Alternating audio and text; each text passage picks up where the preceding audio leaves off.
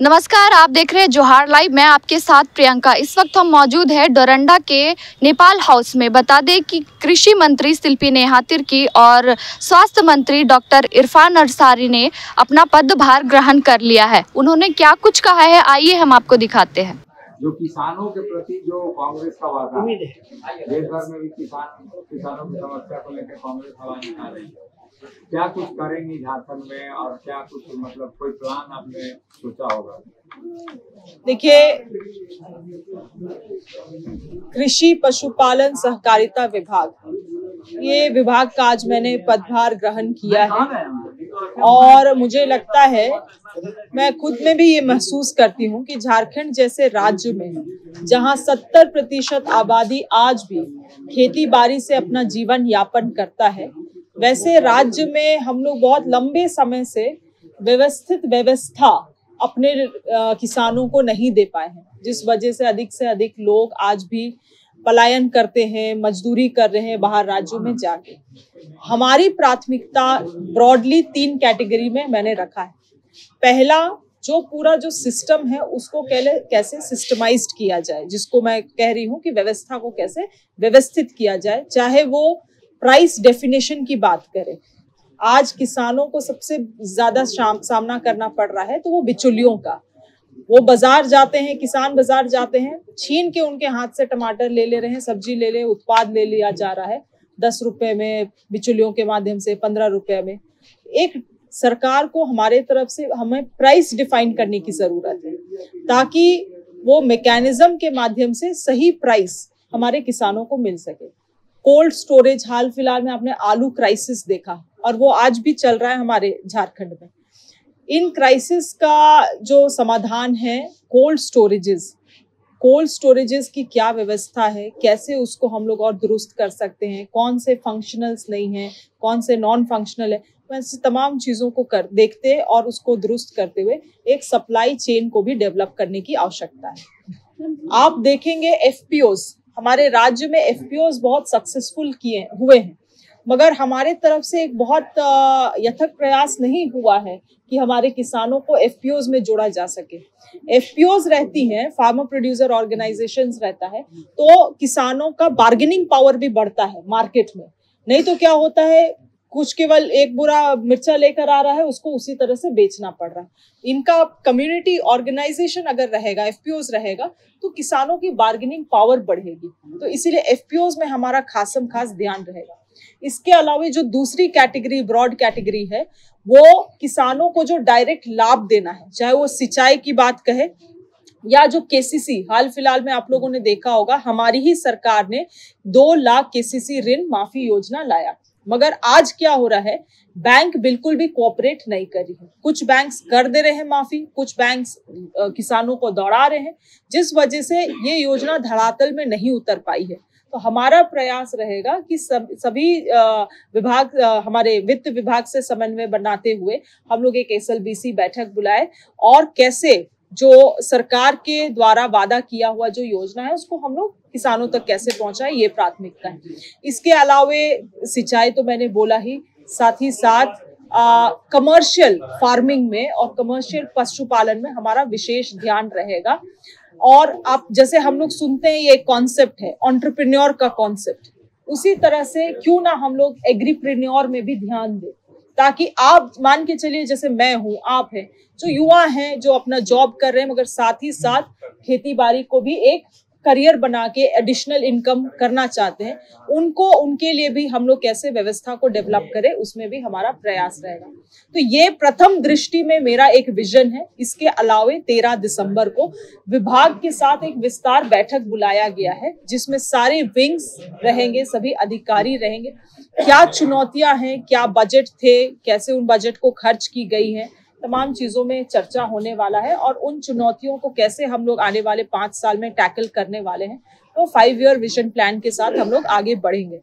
मेरा एक व्यक्तिगत प्रयास रहेगा कि विभाग का एक कम्युनिकेशन आप लोगों के साथ स्थापित करें, ताकि आप लोग जो योजनाएं हैं उसको किसान तक पहुंचा पाए। क्योंकि आज क्या होता है, बहुत सारे किसान तो योजना का लाभ नहीं ले पा रहे हैं, क्योंकि उनको मालूम ही नहीं है कि सरकार ऐसी कुछ योजना चला रही है।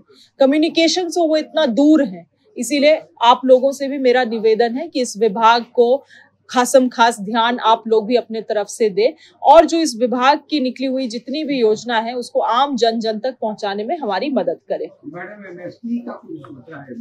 देखिए, एमएसपी जो 13 तारीख को एक बैठक बुलाई गई है उसमें हम लोग एमएसपी पे भी चर्चा करेंगे, क्योंकि ये तो कांग्रेस पार्टी का ही हमेशा से एमएसपी पे जोर रहा है, हमारा भी प्राथमिकता रहेगा, मगर किन चीजों में एक सामंजस्य बना के चलने की आवश्यकता है उसमें क्लैरिटी जब तक नहीं हो जाएगा मैं कुछ कमेंट नहीं करूंगी। तो मुझे कुछ वक्त दीजिए, जरूर इसमें कुछ हम लोग सकारात्मक आप लोगों के बीच में लेकर आएंगे।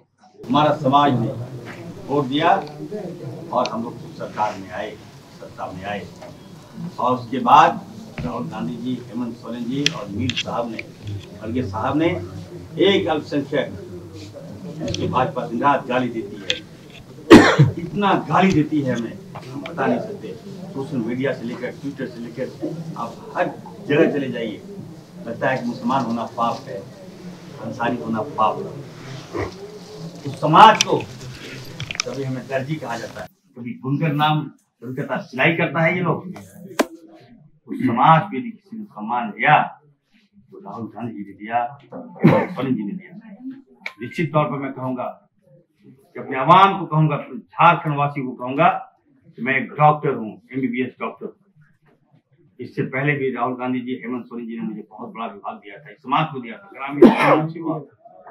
मैंने 3 महीनों में इतना अच्छा काम किया, राज का कायाकल्प मैंने करके बदल दिया। कोई मतलब आप बोल नहीं सकता है कोई कि इरफान अंसारी ने किसी के साथ नाइंसाफी किया।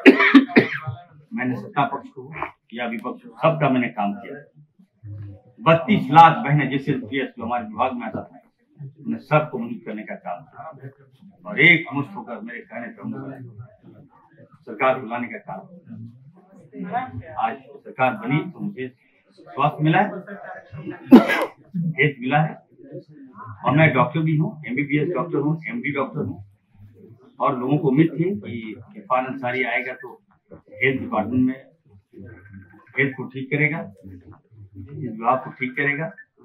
तो मैं यकीन दिलाता हूँ आप सबको, please trust me, I will do better and better and better. विभाग को जिस तरह से स्वास्थ्य विभाग को आवश्यकता है, 24 सालों में 18 साल भाजपा ने राज किया, लेकिन कभी भी हेल्थ पर इनका मोटिव नहीं रहा, हेल्थ पर इनका फोकस नहीं रहा। केवल हेल्थ विभाग को इन लोगों ने दूध का अड्डा बनाया। अब बताइए, इसका हेल्थ ठीक होगा वो सब उसका ठीक होगा। ये 18 साल लगता है कि भाजपा ने जंग लगा दिया हेल्थ, मैं इसको ठीक करूंगा अच्छी तरह से। मैं डिपार्टमेंट को मैसेज दूंगा राज्य में कि यहाँ पर भी अच्छा हेल्थ हो सकता है, अच्छा स्वास्थ्य हो सकता है। लोग कह रहे थे कि दिल्ली के पैमाने पर आप झारखंड को हेल्थ डिपार्टमेंट ठीक है, झारखंड का हेल्थ डिपार्टमेंट ठीक है। तो मैंने कहा कि why Delhi, I am here, Irfan Ansari is here, और एक डॉक्टर होने के नाते मैं तो कर सकता हूँ ना मेडिकल डिपार्टमेंट को कैसे ठीक किया जाए। तो मैं दिल्ली से अच्छा करूंगा और दिल्ली के लोग झारखंड आएंगे, देश के लोग झारखंड आएंगे स्वास्थ्य इलाज कराने के लिए। तो गिव मी सम टाइम। आज ही मैं प्रभार लिया हूँ, हमें लगता है कि मैं हेल्थ में अच्छा करूंगा और लोगों को भी बहुत एक्सपेक्टेशन है कि इरफान अंसारी हेल्थ को सुधार देगा। मंत्री जी, टेबल पे आपने संविधान की किताब रखी है, क्या मैसेज देना चाहते हैं? देखिए, मैं संविधान की किताब इसलिए रखा हूँ कि हमारा संविधान खतरे में। आज अगर बाबा भीमराव अम्बेडकर साहब नहीं होते तो इरफान अंसारी आज इस कुर्सी पर नहीं होता। इरफान अंसारी के भाजपा ने जिस तरह से हमें नीचा दिखाया, संविधान को बदलने की बात कर रहा था भाजपा, मैं ध्यान से दूंगा राहुल गांधी जी, जिसने देश के लोगों को आंखें खोल दिया, बताया कि संविधान तुम्हारे साथ है, घबराना नहीं है, कोई तुम्हारा बाल बाका नहीं कर सकता। आज अगर संविधान है तभी इरफान अंसारी इस कुर्सी पर है। तो निश्चित तौर पर मैं संविधान की किताब साथ। ये कितने दिन में ठीक कीजिएगा? कुछ समय सीमा आप रखे हैं क्या?